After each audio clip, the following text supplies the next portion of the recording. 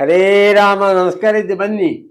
ಇಂದು 30ನೇ ಶ್ಲೋಕದಿಂದ 40ನೇ ಶ್ಲೋಕದವರೆಗೆ ಒಂದು ಪಾರಾಯಣ. ಶ್ಲೋಕ ಸಿದ್ದೇಶರಾಮ, ಕನ್ನಡ ಅನುವಾದ ಓದುತ್ತೆ. ಶ್ರೀರಾಮ ಹರೇ ಕೃಷ್ಣ ಹರೇ ತವ ನಾಮ ವದಾಮಿ ಸದೈವ ಹರೇ.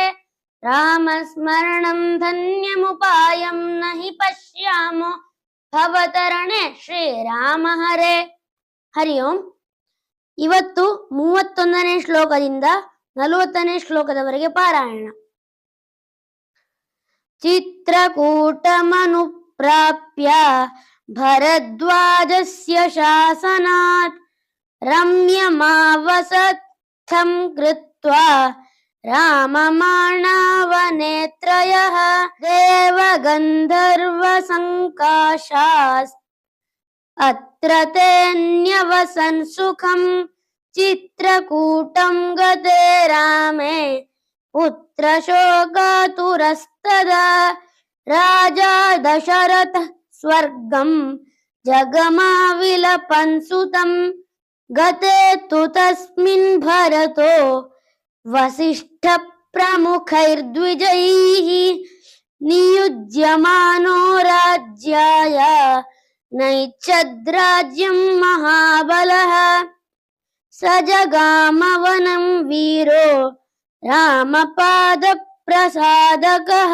ಗತ್ವಾ ತು ಸ ಮಹಾತ್ಮಾನಂ ರಾಮಂ ಸತ್ಯಪರಾಕ್ರಮಂ. ಅಯಾಚತ್ ಭ್ರಾತರಂ ರಾಮಂ ಆರ್ಯಭಾವ ಪುರಸ್ಕೃತಃ. ತ್ವಮೇವ ರಾಜಾ ಧರ್ಮಜ್ಞ ಇತಿ ರಾಮಂ ವಚೋ ಬ್ರವೀತ್. ರಾಮೋಪಿ ಪರಮೋದಾರಃ ಸುಮುಖಃ ಸುಮಹಾಯಶಃ. ನ ಚೈಚ್ಛತ್ ಪಿತುರಾದೇಶಾದ್ ರಾಜ್ಯಂ ರಾಮೋ ಮಹಾಬಲಃ. ಪಾದುಕೆ ಚಾಸ್ಯ ರಾಜ್ಯಾಯ ನ್ಯಾಸಂ ದತ್ವಾ ಪುನಃ ಪುನಃ. ನಿರ್ವತಯಾಮಾಸ ತತೋ ಭರತಂ ಭರತಾಗ್ರಜಃ. ಸಕಾಮಮನವಾಪ್ಯೈವ ರಾಮಪಾದಾವುಪಸ್ಪೃಶನ್. ನಂದಿಗ್ರಾಮೇ ಕರೋದ್ರಾಜ್ಯಂ ರಾಮಾಗಮನಕಾಂಕ್ಷಯಾ. ಗತೆ ತು ಭರತೆ ಶ್ರೀಮಾನ್ ಸತ್ಯಸಂಧೋ ಜಿತೇಂದ್ರಿಯಃ. ರಾಮಸ್ತು ಪುನರಾಲಕ್ಷ್ಯ ನಾಗರಸ್ಯ ಜನಸ್ಯ ಚ. ತತ್ರಾಗಮನಮೇಕಾಗ್ರೋ ದಂಡಕಾನ್ ಪ್ರವಿವೇಶ ಹಿ ದಂಡಕಾನ್ ಪ್ರವಿವೇಶಃ. ಹರಿ ಓಂ.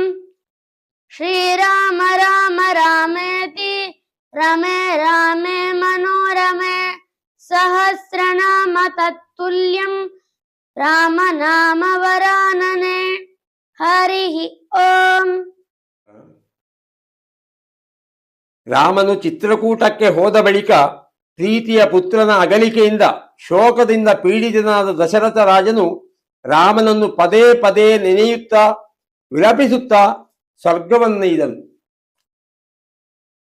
ದಶರಥನು ಸ್ವರ್ಗವಾಸಿಯಾದ ಬಳಿಕ ವಸಿಷ್ಠಾದಿ ಪ್ರಮುಖರು ಭರತನನ್ನು ರಾಜ್ಯವಾಳಲು ನಿಯೋಜಿಸಿದರು. ಆದರೆ ಮಹಾಬಲಶಾಲಿಯಾದ ವೀರಭರತನು ರಾಜ್ಯವಾಳಲು ಬಯಸದೆ ಪೂಜ್ಯ ರಾಮನನ್ನು ಪ್ರಸನ್ನವಾಗಿಸಲು ಅವನೇ ರಾಜ್ಯವನ್ನೊಪ್ಪಿಸಲು ಅರಣ್ಯಕ್ಕೆ ಹೊರಟನು.